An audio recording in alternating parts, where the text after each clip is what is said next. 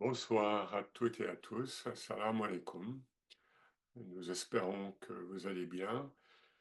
Donc là, nous allons, pour débuter cette veillée spirituelle, nous allons évoquer la Tariqa Chaziliya, une voie soufie dans le monde. Alors pourquoi évoquer cette voie alors que vous savez, Conscience Soufie, d'une part, n'est pas une tariqa.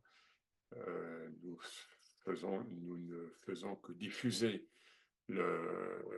l'esprit et la richesse du soufisme en général. En principe, vous le savez aussi, nous ne faisons jamais la promotion de telle ou telle confrérie, de telle ou telle voie. Voilà, parce que de toute façon, toutes les voies soufis sont les voies de la famille mohammedienne. C'est la voie mohammedienne.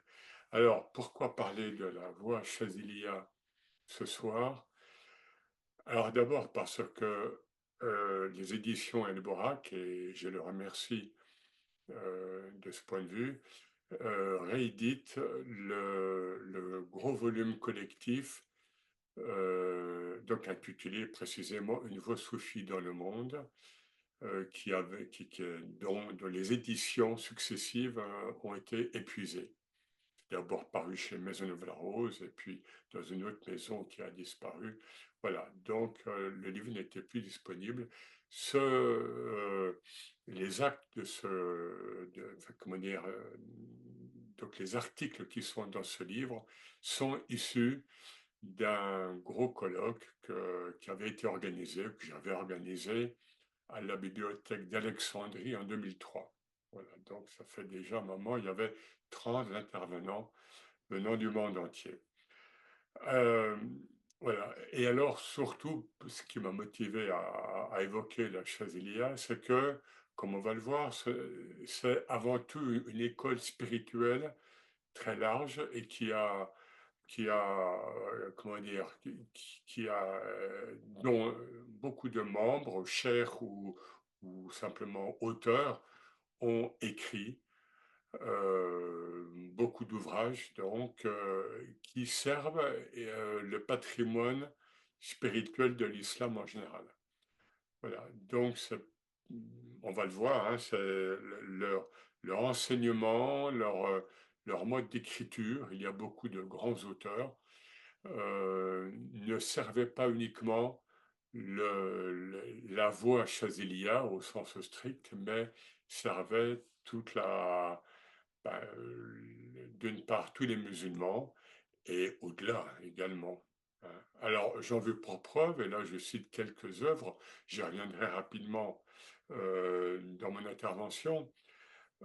Par exemple, prenons le Hizb al-Bahr, l'oraison de la mer, qui est donc un recueil de prières très fort, une demande de protection qui a été donc en fait inspirée à l'imam Chazili par le prophète sallallahu alayhi wa sallam, et c'est le Hizb al-Bahr, donc l'oraison de la mer, et qui est lu encore une fois comme une formule de protection par beaucoup de personnes dans le monde musulman. Je prends aussi à témoin la Borda, El Borda, donc un poème d'éloge du prophète, Madh Nabawi, composé par El Bosiri qui est mort à la fin du XIIIe siècle, et qui était un disciple de Abul Abbas el-Mursi, le successeur de l'imam Shazili, à Alexandrie. Eh bien, ce poème serait le poème le plus lu dans le monde. Troisième aussi ouvrage extrêmement répandu, donc, et qui dépasse largement le cadre de la Chazilia, ce sont les Hikam, les sagesses, les sapiens de Ibn Attallah, qui lui, on va y revenir, est le troisième successeur de la voie Chazilia. Et aussi, il faut citer les Dala'il al-Khayrat, donc le guide des œuvres de bien, de l'imam Jazouli, un Marocain du XVe siècle, qui est aussi extrêmement, donc, qui a un recueil de prières très original hein, sur le prophète et qui est donc lu très largement dans le monde musulman. Voilà, donc, et j'aimerais maintenant donc évoquer, donc on va entrer dans le sujet plus largement. La Chazilia, donc, c'est une des voies mères, ce qu'on appelle les voies mères, et Turuq al-Ummahat. Tous ces voies, ces confréries, mais le mot s'y est à moitié, ces voies initiatiques qui sont nées principalement entre le XIIe et le XIVe siècle, surtout le XIIe et XIIIe, et aussi au XIVe siècle si on pense à la voie Naqshbandiya. Donc, ce sont des familles spirituelles, voilà, qui sont nées dans cette floraison spirituelle de cette époque, quoi. Et la Chazilia, elle est d'origine maghrébine, elle s'est diffusée, on va le voir, au XIIIe siècle. Bien qu'étant d'origine maghrébine, elle s'est diffusée à partir de l'Égypte et de là, à partir de l'Égypte, dans la majeure partie du monde musulman et au-delà, donc à l'époque moderne, vers aussi en Occident. Alors on peut dire que la Chazilia est la voie initiatique par excellence des terres médianes et occidentales de l'islam, c'est-à-dire le Maghreb et le Proche-Orient arabe, et, et elle est en cela comparable. Elle a des options spirituelles d'ailleurs assez proches avec la Naqshbandiya. Elle est comparable à ce titre avec la Naqshbandiya qui, elle, était et encore maintenant la voie majeure des terres orientales de l'islam, puisqu'elle est née en Asie centrale. Elle est surtout maintenant répandue en Turquie. Alors, le fondateur de la Chaziliya, c'est Abul Hassan. Abul Hassan est Chazili, Ali Abul Hassan. Donc, il est né vers 1196, donc à l'extrême fin du XIIe siècle. Il est originaire donc des Roumara, du nord marocain, du Rif, donc du nord-est marocain. Et il va d'abord étudier à Fès, comme beaucoup de Marocains, et il va étudier les sciences islamiques pardon, à Fès. Et puis, naît en lui une démarche spirituelle, une appétence spirituelle. Et il va alors aller en Irak, chercher le pôle spirituel de son temps. Alors pourquoi l'Irak? Eh bien l'Irak est encore à cette époque la patrie originelle, en tous les cas, du Tasawwuf. Et précisément l'école du Tasawwuf est née en Irak au Xe siècle. Xe siècle, avec les grandes figures que l'on connaît, Junaïd, Hallaj, Shibli et d'autres. L'école de Tasawwuf proprement dite est née là. Et donc, et puis il y a plus comment dire, plus fraîchement depuis quelques décennies au XIIe siècle, et ça c'était connu au Maghreb, il y a encore des grands saints. Par exemple, il y a le Cheikh Abdelkader Jilani qui est mort en 1166 à Bagdad. Et tout ça, ça c'était connu euh, au Maghreb. Donc, Abul Hassan se rend en Irak, je crois qu'il a vers les 25 ans environ, et arrivé là-bas, quelqu'un lui dit, enfin je passe les détails, je précise simplement que mon intervention sera suivie d'une bibliographie assez complète sur la Chazilia. Donc, arrivé en Irak, un cheikh là-bas lui dit, mais retourne chez toi, le pôle de notre temps est chez toi, au Maroc. Bon, ce qui me fait penser, un petit peu, c'est anecdotique, mais c'est, vous savez, dans les années 1950, 60, encore 70, mais un peu moins, certains Européens partaient en Inde Voilà, et parfois, on a eu plusieurs anecdotes comme ça, plusieurs histoires rapportées. Il, parfois, ils allaient dans tel ou tel ashram, hein, un lieu où il y avait donc des maîtres hindous, et tiens, ils tombaient sur un livre de René Guénon, par exemple, et ils rentraient en Europe et ils lisaient Guénon, et puis après, ils avaient leur démarche, alors, soit dans l'hindouisme ou soit en islam, etc. Voilà, donc ça c'est l'effet miroir, on peut dire. Donc, le jeune Abou Hassan revient au Maroc et, par un dévoilement spirituel, il trouve le pôle de son temps qui n'est autre que Maoulay, comme on l'appelle au Maroc, notre maître, hein, ou bien le cheikh Abdesselam ibn Mashish, qui vit en ermite, quasiment en ermite, mais pas totalement, parce qu'il a une famille. En contrebas, il a une maison avec une famille, mais il vit le plus souvent au sommet d'une montagne dans le nord du Maroc, dans le Rif, qui s'appelle Jabal al-Alam. Et si vous ne connaissez pas cet endroit, je vous le recommande. C'est un haut lieu à tout point de vue, géographiquement et spirituellement, donc de l'islam. Moulay Abdessalam est le saint patron du Maroc, en fait. Et voilà, donc bon, leur rencontre est relatée, hein, dans les ouvrages.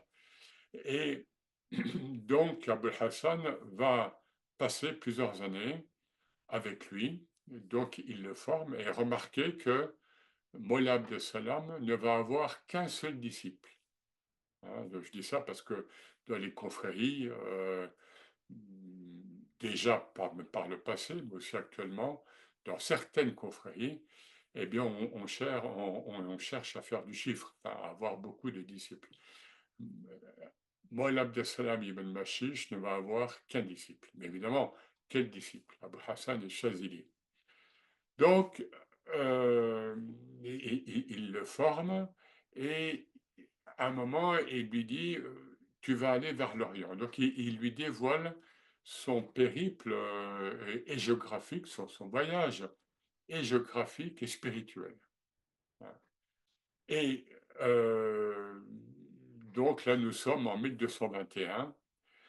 Et le Shah Abdeslam lui dit, oh Ali, va en Ifriqiya. L'Ifriqiya, c'était le nom ancien de l'actuelle Tunisie, en gros.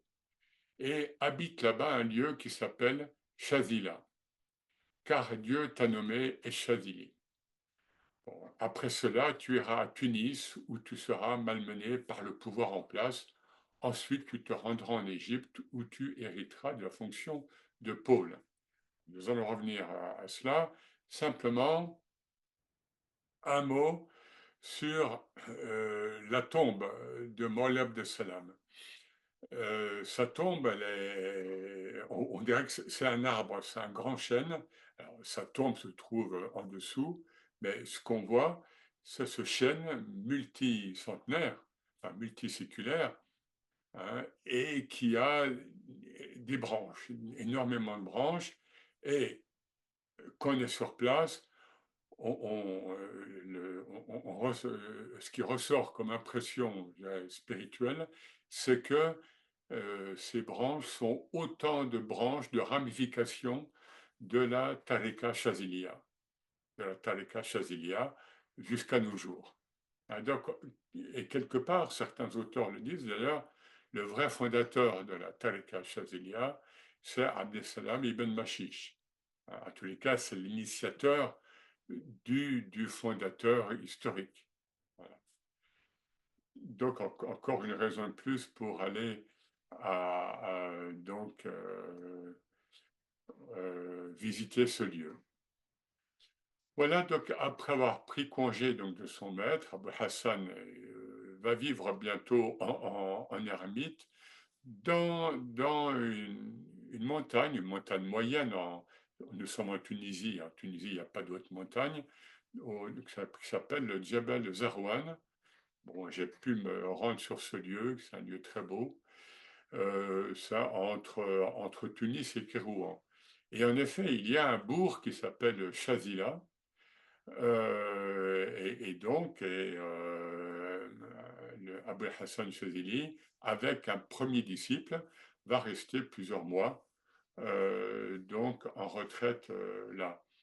Et alors, l'autre étymologie qu'on donne à Chazili, c'est quelque chose qui est d'ordre spirituel et qui lui aura été dit par Dieu, c'est que tu es, pour moi, là c'est Dieu qui parle, tu es Chavli, c'est-à-dire tu m'es réservé à moi. Voilà, donc à l'issue de cette retraite, il revient auprès des hommes à Tunis. Donc c'est le parcours qu'on retrouve chez beaucoup de chers et de maîtres spirituels. Il passe un temps au désert ou dans la montagne, et puis après, donc, ils redescendent auprès des hommes. Donc, c'est quelque chose qu'on retrouve souvent dans l'itinéraire spirituel des grands maîtres. Donc là, il va à Tunis où il s'attache très vite de nombreux disciples et il fait des jaloux. On nous dit que la première zaouïa à Tunis est ouverte en 1228. Bon, son succès croissant suscite la jalousie du cadi de la ville. Voilà, donc, mais il reste quand même plusieurs années là-bas. Et en 1200, et donc il forme un foyer qui est toujours vivant. Et en 1244-642, il émigre donc vers l'Égypte, ainsi que le lui avait annoncé le cheikh Abdessalam ibn Mashish. Il émigre donc vers l'Égypte avec certains de ses disciples, et parce que comme ce cadi que j'évoquais est jaloux du succès de l'imam Chazili, eh bien, l'imam Chazili prend des contacts, hein, où il y a des contacts qui sont faits avec le sultan ayyubide d'Égypte. Et les Ayyoubides, puis les Mamelouks qui vont leur succéder à partir de 1250 à peu près, sont très favorables au soufisme. Ouais, ça, c'est vraiment quelque chose qu'il faut leur reconnaître. Et donc, il est invité à s'installer en Égypte, à Alexandrie. Alors, il part là-bas, et il laisse un foyer à Tunis, encore une fois, qui est toujours vivant. Parmi ceux qui le suivent, figure Abul Abbas el-Morsi, qui est son futur successeur. Abul Abbas el-Morsi est un jeune andalou ayant fui la Reconquista des rois catholiques. Hein, nous sommes voilà, donc au XIIIe siècle, et les rois catholiques ont largement commencé la reconquête de l'Espagne, donc la Reconquista. Et Abul Abbas part avec sa famille et d'autres gens par la mer, et ils font naufrage, et lui seul s'en sort, disons, et il échoue sur une plage à Tunis, et suite à une vision, il se rend à l'endroit où se trouve l'imam Chazili, qui est avec ses disciples, et il le reconnaît. Et là, donc, il nous est dit que Abul Hassan Chazili, que Chazili lui dit, cela fait 10 ans que je t'attends. Cela fait 10 ans que je t'attends. Ça arrive dans d'autres contextes. On a, par exemple, rapidement, lorsque l'émir Abdelkader, j'y reviendrai, déjà à un âge avancé, déjà très connu, se met sous l'obédience d'un maître Chazili à la Mecque, ce cher lui dit, cela fait 20 ans que je t'attends. Voilà. Le temps et l'espace pour ces gens-là n'ont pas la même teneur que pour nous. Donc, il s'installe à Alexandrie, donc en Égypte. Voilà, donc je passe certains détails biographiques. Là, ce qui nous importe, c'est que ni El-Chazili, ni El-Morsi, nos successeurs, n'ont laissé d'ouvrage. Et par exemple, on demandait enfin, à l'imam Chazili pourquoi n'as-tu pas écrit de traité de soufisme, et il a cette réponse connue, Kutubi Ashabi, mes livres, ce sont mes disciples. On va peut-être y revenir après. Mais El-Chazili et le Mursi, surtout El-Chazili, ont laissé des ahzab, pluriel de hizb, c'est-à-dire des oraisons, des recueils de prières que j'évoquais déjà tout à l'heure, voilà, donc, et dont l'efficience spirituelle est reconnue, hein, est vraiment reconnue.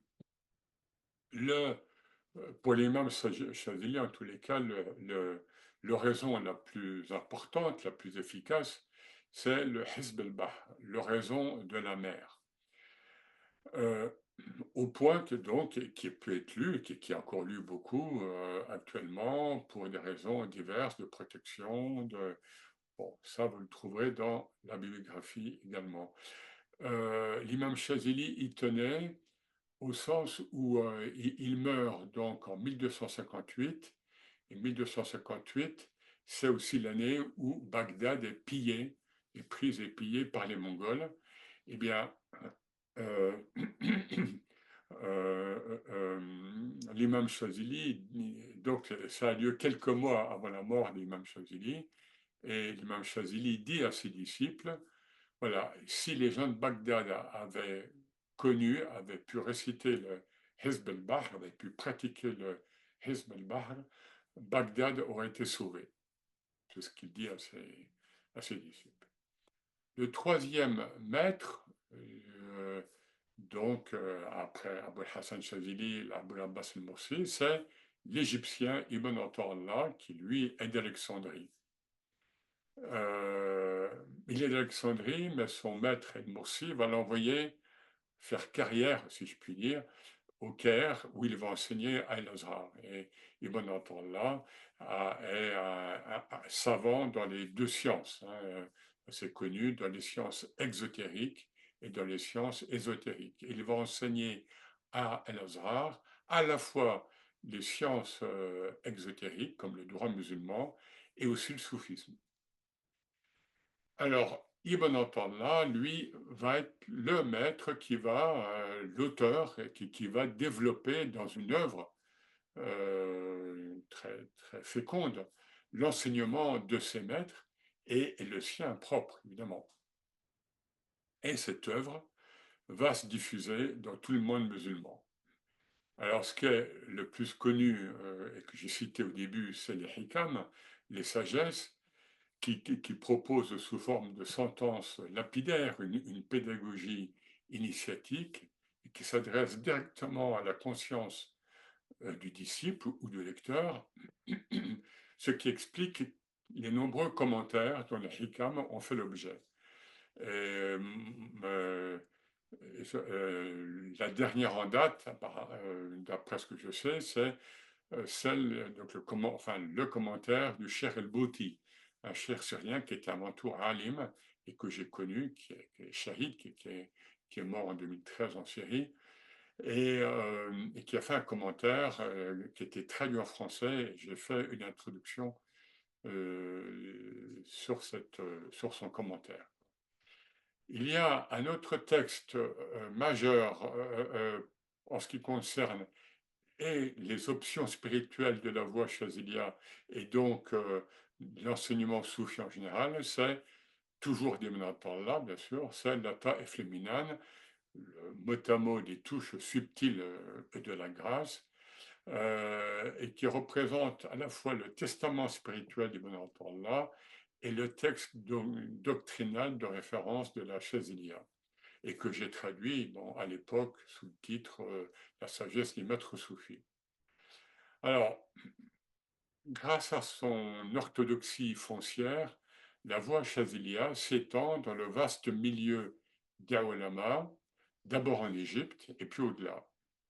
Alors en Égypte, on a des grands savants tels que Izzeddin ibn Abd salam, donc contemporain du cher Chazili, hein, donc un grand savant connu, qui se rattache donc à lui. On a les Soubki, père et fils, donc XIVe siècle. On a l'auteur le plus prolifique de la littérature islamique, Jalal-ed-Din Suyuti, qui lui meurt en 1511, qui est Chazili.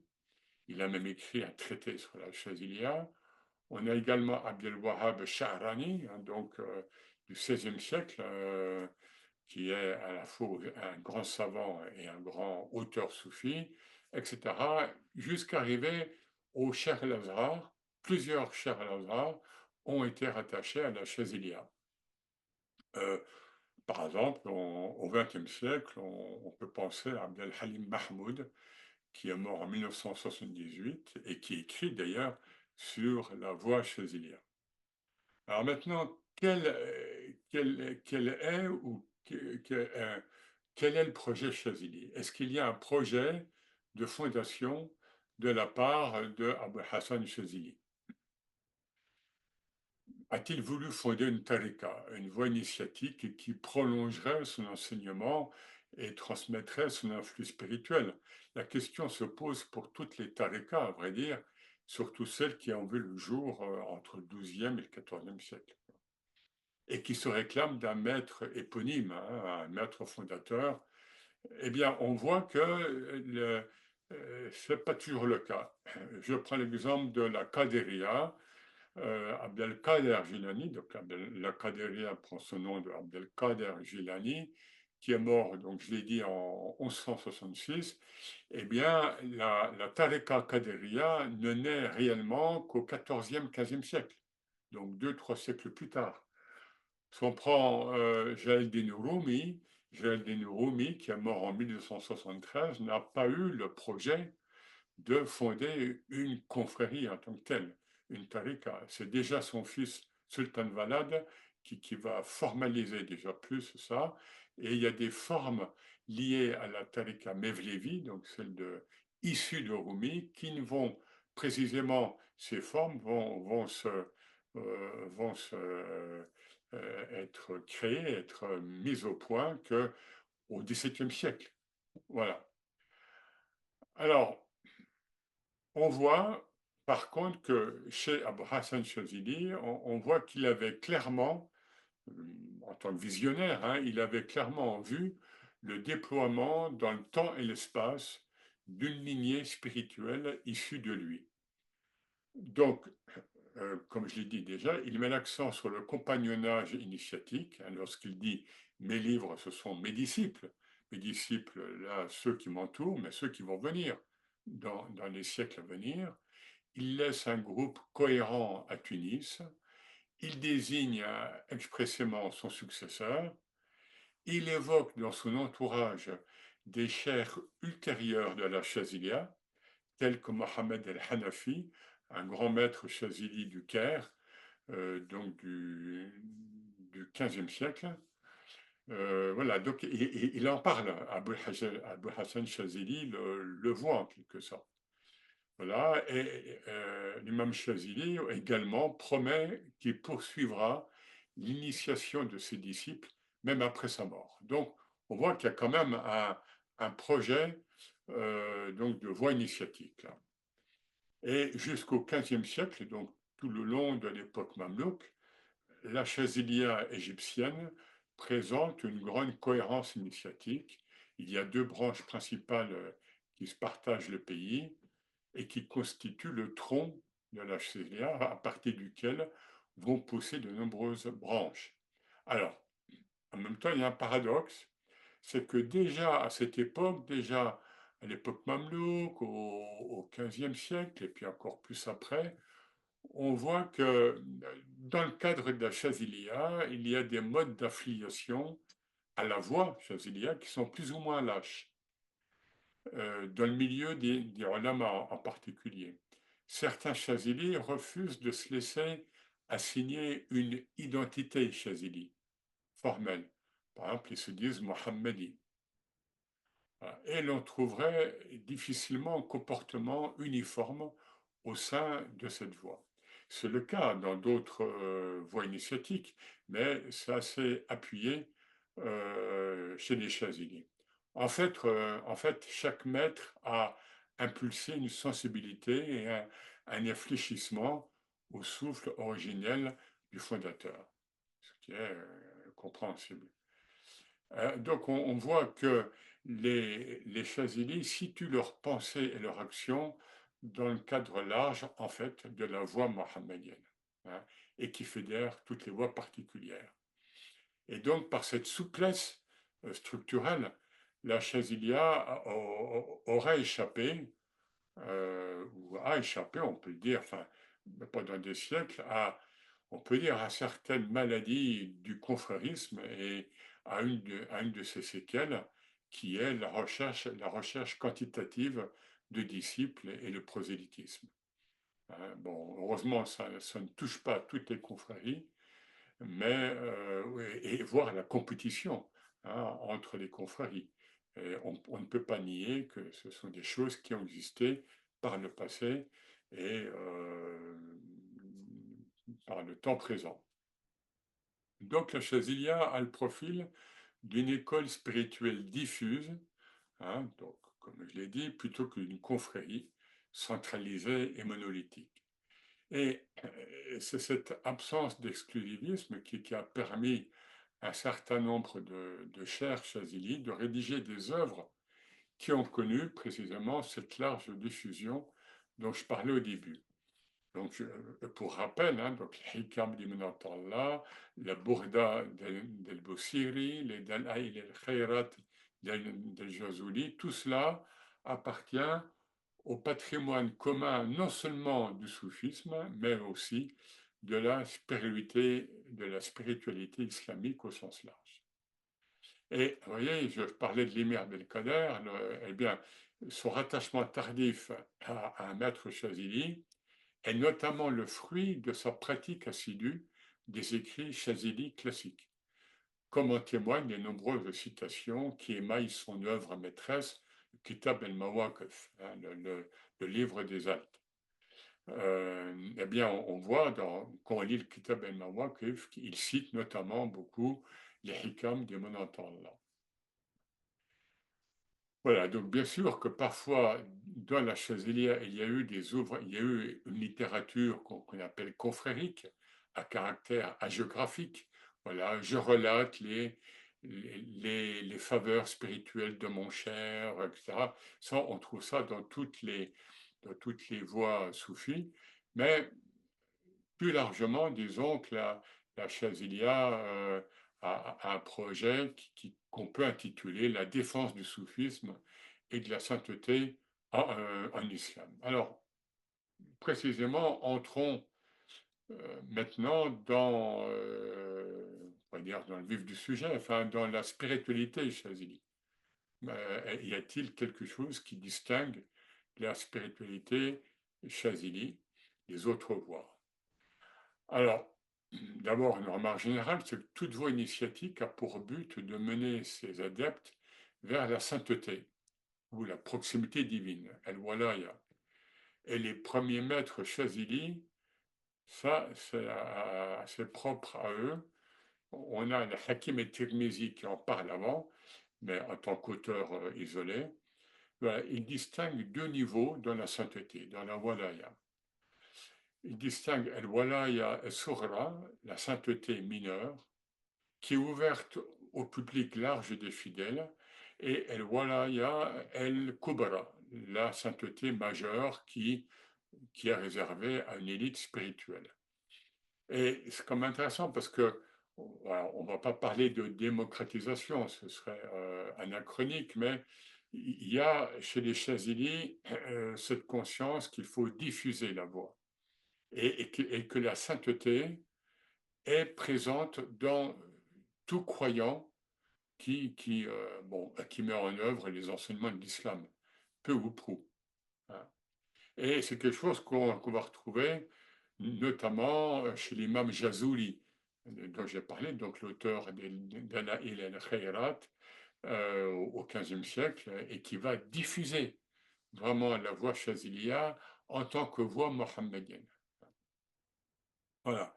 Bon, évidemment, le terme, voilà, reste un terme générique, hein, large, mais pour les Chazili, la réponse est claire.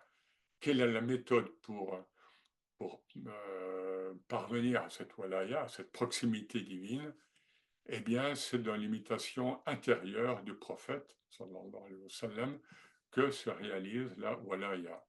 À cet égard, il faut comme dire que l'imam Chazili était sharif, était descendant du prophète, il était hassani, comme c'est le cas au Maghreb. En général, les gens qui sont ashraf, descendants du prophète, ils sont hassani et non pas husseini.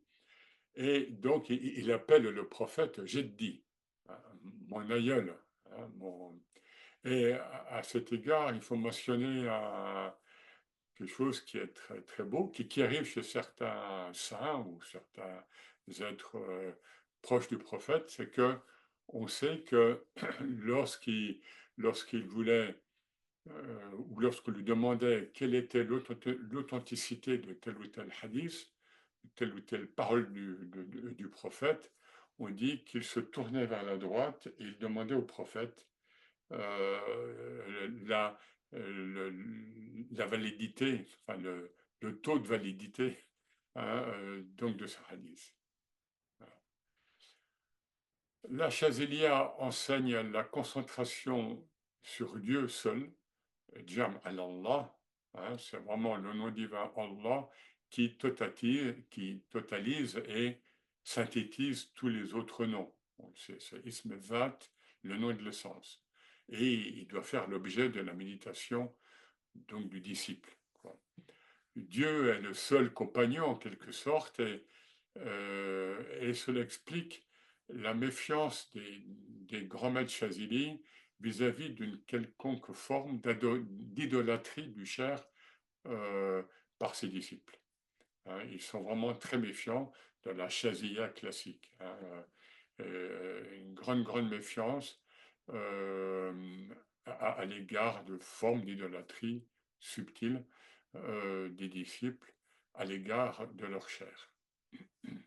Donc cette concentration vigilante suppose un dépouillement et un retrait intérieur, car les apparences importent peu, on va y revenir, et les normes sociales et religieuses doivent être respectées. Donc cette sobriété et lucidité qui prédomine chez les Chazili et l'attachement aux normes religieuses participent de l'esprit malamati.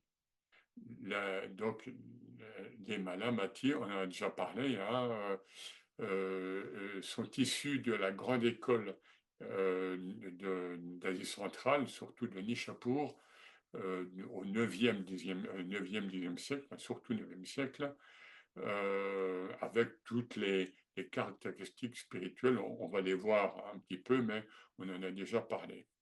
Donc, il participe de cet esprit Manamati en bouddhi, hein, mahda, de servitude ontologique à Dieu. Hein, ontologique, c'est-à-dire au sens de l'être radical. Hein. La servitude ontologique à Dieu est également cet esprit cette volonté d'éradiquer toute prétention hein, qu'on retrouve chez les Malamati anciens. Et ce souci, de ce fait, d'imiter le prophète, donc Mohammed, qui est, vous le savez, un Nabi Abd, qui a choisi d'être un prophète serviteur, et non pas un prophète roi. Et on retrouve, chez les Chazili, on retrouve les postures opposées que l'on connaît chez les Malmati, soit le souci de transparence et la quête de l'incognito, hein, on se cache derrière des paravents sociaux, on refuse toute extériorisation d'un vécu intime, on cache ses états spirituels, etc. Soit la provocation sociale et la transgression apparente des normes pour attirer le blâme et le malama de la foule et préserver ainsi l'intimité du blâmé avec Dieu.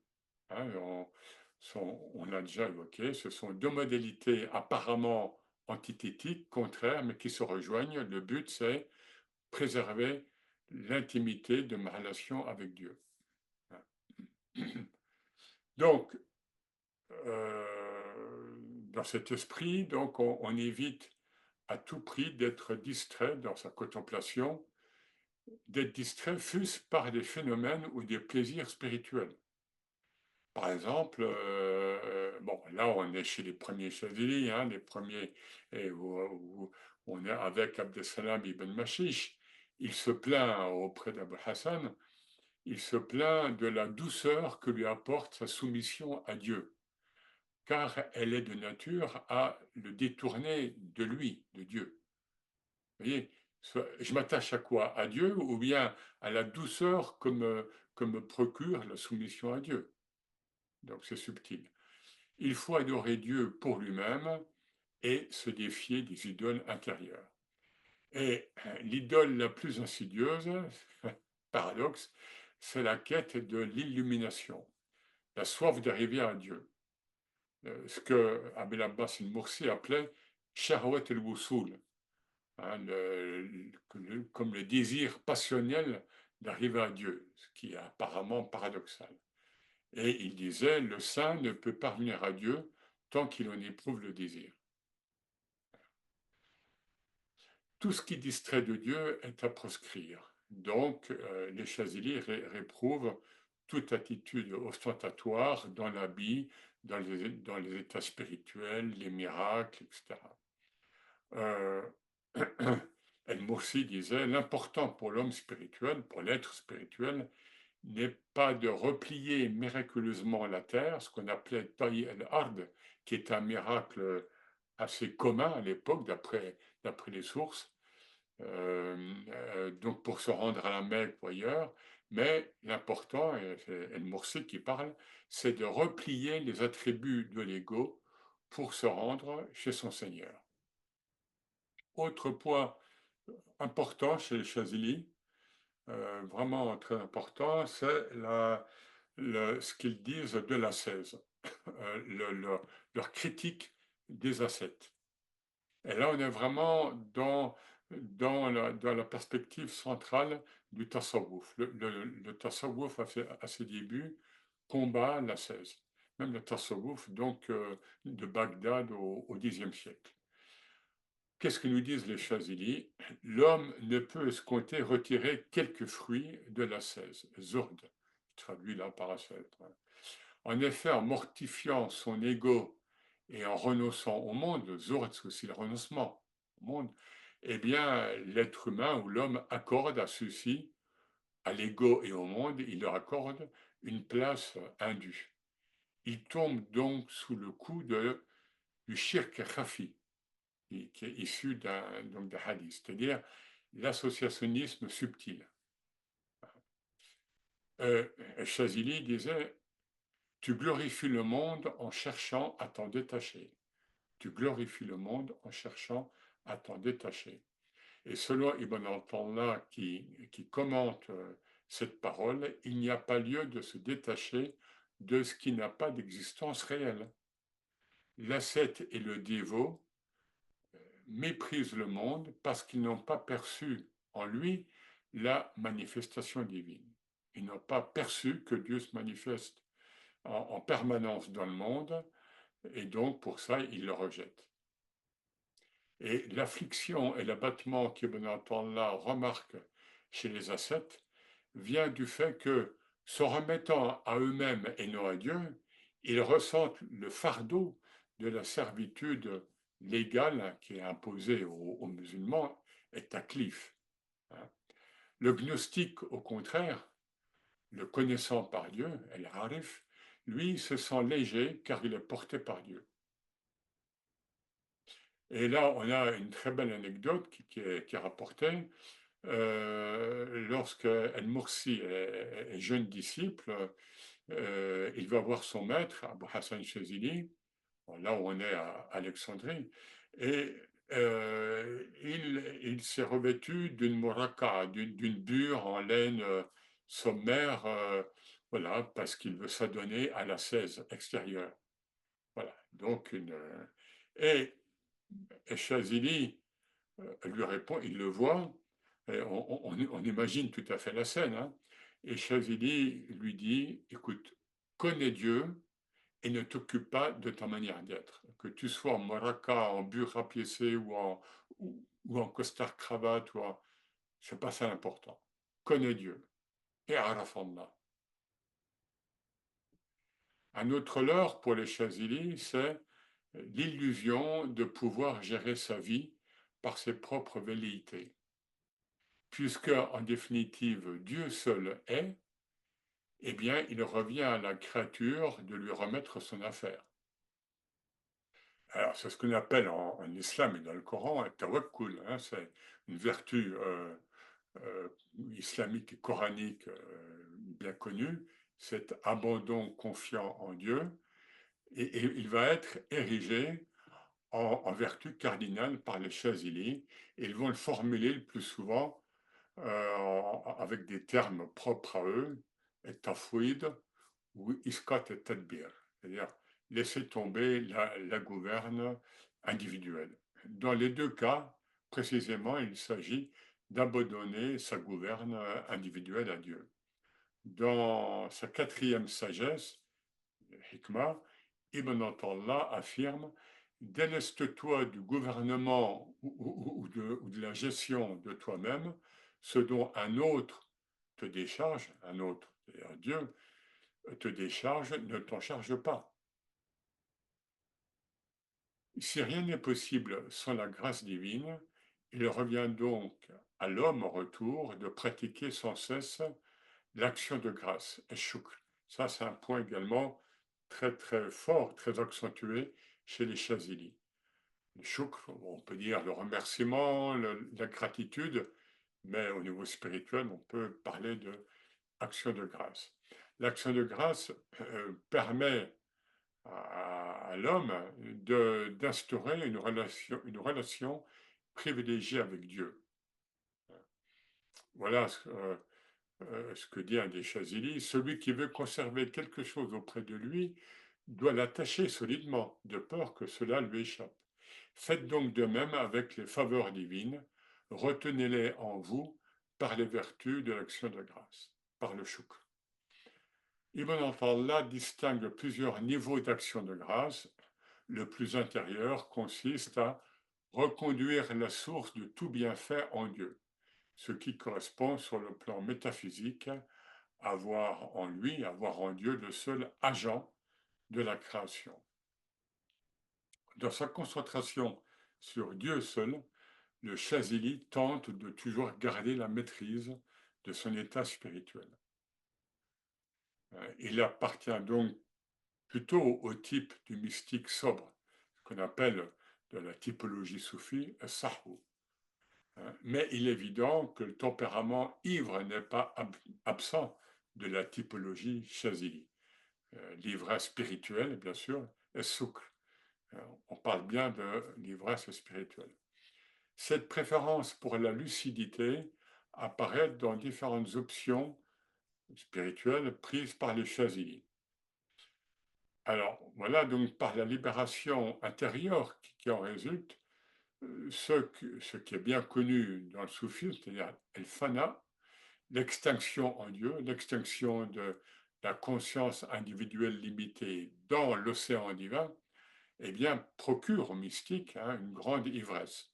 Voilà, ça c'est un thème connu. Or, précise les Chazili, même dans cet état, là c'est El Morsi qui parle, il demande à l'initié ou au disciple de ne pas perdre pied. Dans le fana, tu es immergé, tu quittes ce poids de la dualité, ce poids corporel même, parce que tu es dans la légèreté divine en quelque sorte, ne perds pas pied et conserve une parcelle de conscience afin que tu puisses assumer ta responsabilité en matière légale aussi. Donc, vous voyez, il y a ce souci de lucidité. Et la seconde phase de la réalisation spirituelle sera de revenir à la sobriété, sahu, avoir conscience du monde et agir en lui tout en subsistant en Dieu. C'est ce qu'on appelle le baka. Après le fana, c'est le baka. Et cette étape ultime est décrite donc généralement par les soufis comme une extension logique du fana. Mais les Chazili insistent vraiment sur ce point. Ibn Attallah nous dit que le fana n'est que le vestibule menant au baka. Voilà. Le premier consiste en la mort mystique, le second en la résurrection. Et la résurrection, évidemment, prime sur la mort. La sobriété Chazili apparaît très nettement dans la préférence qu'accordent les maîtres Chazili à la constriction, au resserrement, le qabd. Ça, c'est un point également majeur chez les Chazili. Préférence donc au resserrement par rapport à la dilatation, le bast. Et là, bien sûr, on se trouve avec deux noms divins importants, apparemment opposés, enfin complémentaires. Et le basit, celui qui dilate, et le qabid, celui qui resserre. Eh bien, l'école Chazili privilégie la constriction, le qabd, parce que le qabd permet aux pratiquants une servitude, enfin, elle maintient donc le pratiquant dans la servitude ontologique, encore une fois, qui est la sienne, et réduit donc la part de son ego. Dans une de ses sagesses, Ibn Attallah affirme que Dieu t'octroie parfois de la nuit de la constriction, Laylat al-Qabd, plus que tu ne peux obtenir dans la lumière du jour de la dilatation. Apparemment, c'est contradictoire. Nous, on cherche la lumière, on cherche la dilatation, c'est-à-dire le plaisir immédiat. Bon. Et qu'est-ce que nous dit Ibn Attallah? En effet, l'intimité que l'initié partage avec Dieu peut l'amener à se relâcher, à se dilater, le bast, dans sa relation avec lui. Alors que le qabd, la construction, a pour but d'empêcher une telle désinvolture. En fait. Bon, évidemment, vous me direz, c'est une grande exigence, mais voilà, c'est toujours un idéal à atteindre et qui est toujours en. C'est un process. Alors, un mot, on va bientôt conclure, un mot sur le tawhid initiatique. Donc, l'unicité de Dieu au niveau initiatique. Subki, le père, donc Tajeddin Subki, disait que la Chaziliya n'était autre que la voix de Junaïd. Donc Junaïd, hein, pour rappel, ce grand maître de l'école de Bagdad qui est mort en 911 et qui avait été vraiment dans le soufisme l'initiateur du travail sur le tawhid. Qu'est-ce que l'unicité? Qu'est-ce que réaliser l'unicité en soi? Alors, et ce qui nous amène, bon, là, je procède par raccourci, à ce qui va être développé à partir de lui, mais après avec Razali, avec Ibn Arabi, mais avec les Chazili et d'autres, c'est ce qu'on va appeler ici globalement la Wahdat el-Wujud, l'unicité de l'être. Je ne vais pas faire de distinguo ici, ce n'est pas le sujet, avec la Wahdat el-Shuhud, l'unicité de témoignage ou bien l'unicité de contemplation. Voilà. Alors, les Chazili ont leur modalité propre d'approche de la Wahdatul Wujud, disons, hein, de l'unicité de l'être. Voilà, je cite ce qui me paraît être le plus important chez eux.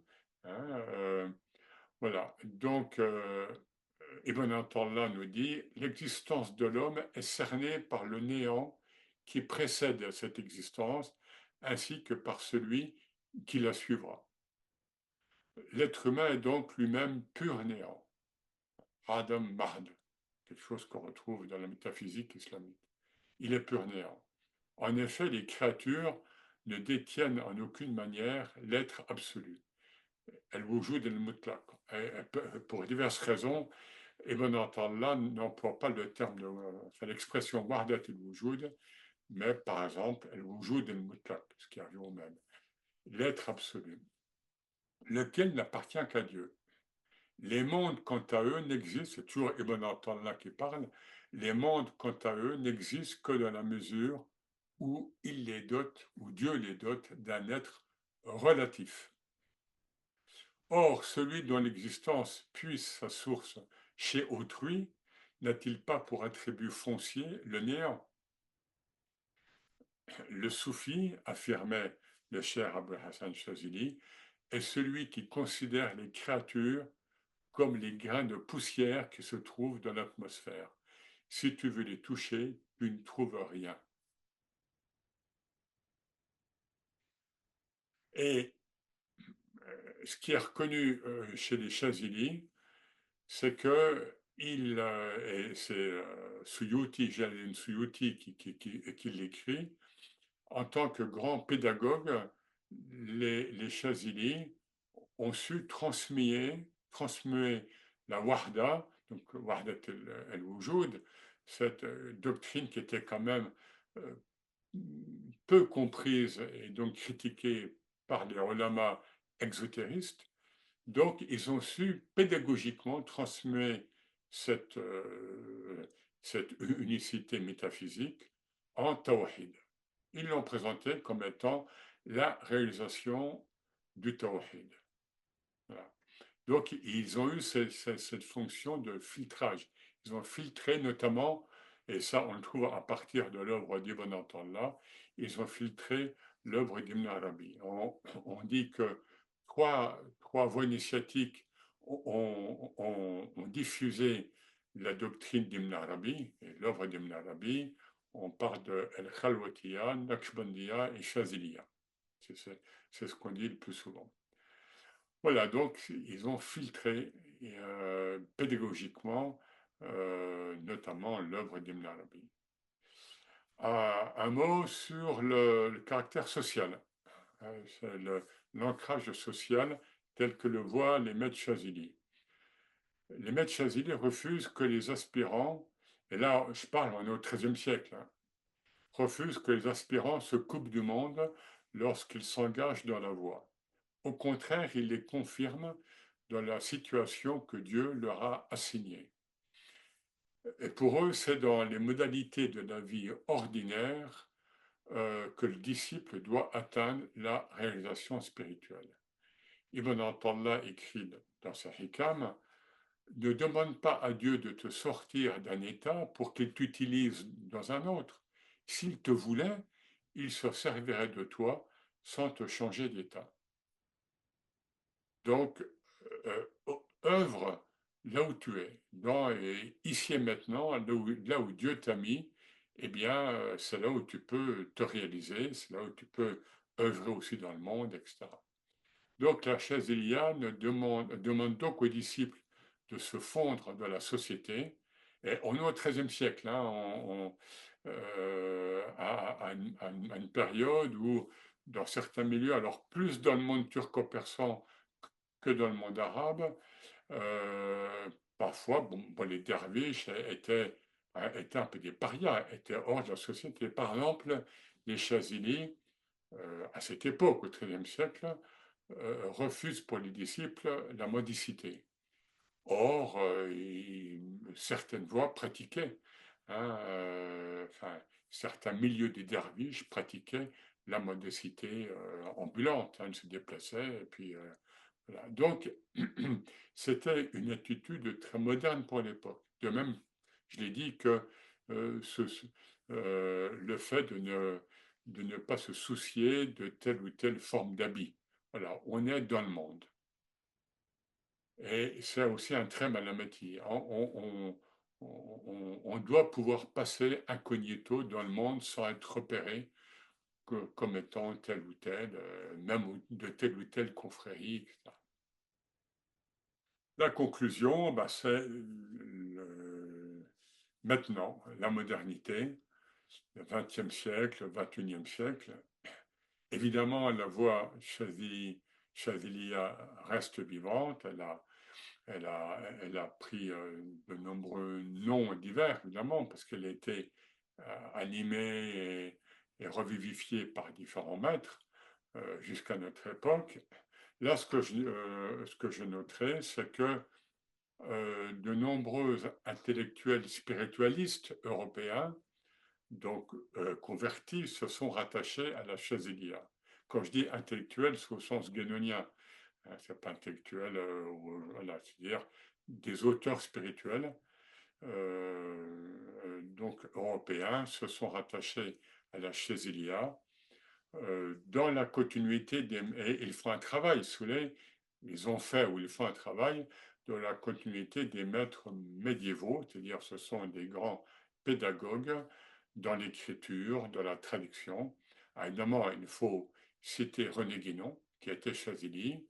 Il faut citer Michel Valsan, cher Mustapha, qui est mort en 1974, qui est donc celui qui a euh, suscité, créé les études akbariennes, c'est-à-dire les études sur Ibn Arabi en Occident. Il était le premier.